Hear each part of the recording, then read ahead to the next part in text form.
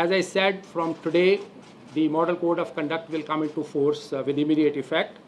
The issue of notification, which calls upon the wards to elect councillors and which also commences the nomination filing, will be on Monday, 7th November. The last date for filing the nominations is 14th of November, which is also a Monday. Scrutiny of nominations will be on 16th of November, which is Wednesday. The last date for withdrawal of candidatures is 19th of November, that is Saturday.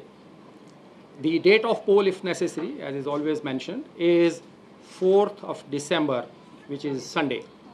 And the counting of votes will be done on 7th of December, which will be Wednesday. And the completion of the entire electoral process will be done by 15th of December, which is Thursday. State election commission ने शुक्रवार को दिल्ली नगर निगम चुनाव कार्यक्रम की घोषणा कर दी। MCD चुनाव 4 दिसंबर को होंगे, वहीं मतगणना 7 दिसंबर को होगी। दिल्ली राज्य निर्वाचन आयोग के कमिश्नर विजय देव ने बताया कि इस बार दिल्ली में 250 वार्डों में होने वाले चुनाव में इस बार 1,46,73,000 मतदाता वोटिंग में हिस्सा लेंगे। चुनाव ईवीएम से होगा, नोटा का भी इस्तेमाल होगा। दिल्ली में तारीख के ऐलान के साथ ही चुनाव आचार संहिता लागू हो गई है। खर्च की सीमा हर वार्ड में 8 लाख रखी गई है। दिल्ली राज्य चुनाव आयोग ने बताया कि नामांकन की प्रक्रिया 7 नवंबर से शुरू होगी। 19 नवंबर को आखिरी तारीख नामांकन वापसी की होगी। एमसीडी चुनाव में कांग्रेस, बीजेपी और आम आदमी पार्टी के लिए अग्नि परीक्षा है। पिछले 15 सालों से एमसीडी पर बीजेपी काबिज है और एक बार फिर से अपने वर्चस्व को बनाए रखने की कवायद में है।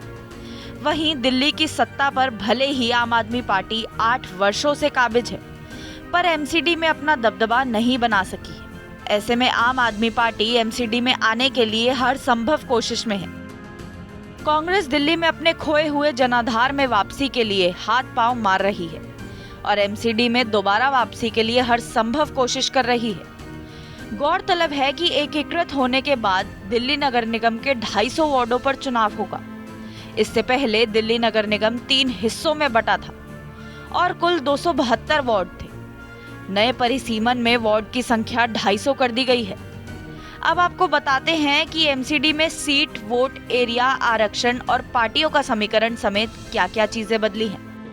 पहले हमने निर्धारित की थी 5.75 लाख, उसको एनहांस करके इस बार 8 लाख किया गया है, which is a proportional increase to the increase that was done for assembly and parliamentary constituencies. Delhi नगर निगम की 250 परिषद सीटों में से 42 सीटों को अनुसूचित जाति के लिए आरक्षित किया गया है। वहीं 50% सीटें महिलाओं के लिए रिजर्व रहेंगी। एमसीडी में सामान्य वर्ग के वार्डों में 50% वार्ड महिलाओं के लिए आरक्षित होंगे।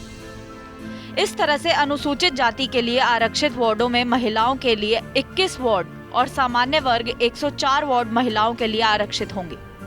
ऐसे ही ओबीसी के लिए 27% सीटें आरक्षित करनी होंगी। ये जो 250 वार्ड्स हैं, इसमें 42 सीट्स को एससीज के लिए रिजर्व किया गया है। Out of the reserved seats 21 seats को विमेन के लिए रिजर्व किया गया है एंड अदर सीट्स में से 104 सीट्स के लिए विमेन के लिए रिजर्वेशन की गई है। दिल्ली नगर निगम तीनों इलाकों में बटी हुई थी, जो उत्तरी दिल्ली, दक्षिण दिल्ली और पूर्वी दिल्ली के रूप में जानी जाती थी। मोदी सरकार ने मई 2022 में दिल्ली के तीनों निगमों को मिलाकर एकीकृत कर दिया। दिल्ली एमसीडी में अभी तक मेयर, कमिश्नर और चीफ इंजीनियर 3-3 हुआ करते थे, जो अलग अलग जोन के होते थे। एमसीडी के एकीकरण के बाद अब मेयर, कमिश्नर और चीफ इंजीनियर एक-एक होंगे। उनके पास पहले से ज्यादा शक्तियां होंगी। दिल्ली नगर निगम चुनाव में सीधे मेयर का चुनाव नहीं किया जाता, बल्कि पार्षद के जरिए होता है। एमसीडी पर अपने वर्चस्व को बनाए रखने की कवायद में बीजेपी मतदाताओं को लुभाने के लिए हर संभव कोशिश के लिए जुट गई है। नरेंद्र मोदी ने बुधवार को दिल्ली के कालकाजी इलाके में झुग्गी झोपड़ी वालों को 3024 फ्लैट की चाबियां सौंपी।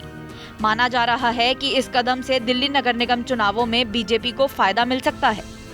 इसके अलावा 1998 से 31 मार्च 2009 तक की एमसीडी में नियुक्ति वाले सभी कर्मचारियों को स्थायी तौर पर पक्का किया गया है। केजरीवाल सरकार और एमसीडी में काबिज बीजेपी पर सवाल खड़े कर रही है। ऐसे में देखना है कि दिल्ली के नगर निगम चुनाव में सियासी बाजी कौन मारता है। आपको हमारा ये वीडियो कैसा लगा कमेंट बॉक्स में जरूर बताएं और ऐसे ही देश विदेश की तमाम बड़ी खबरों के लिए सब्सक्राइब करें हमारा YouTube चैनल TV9 भारतवर्ष।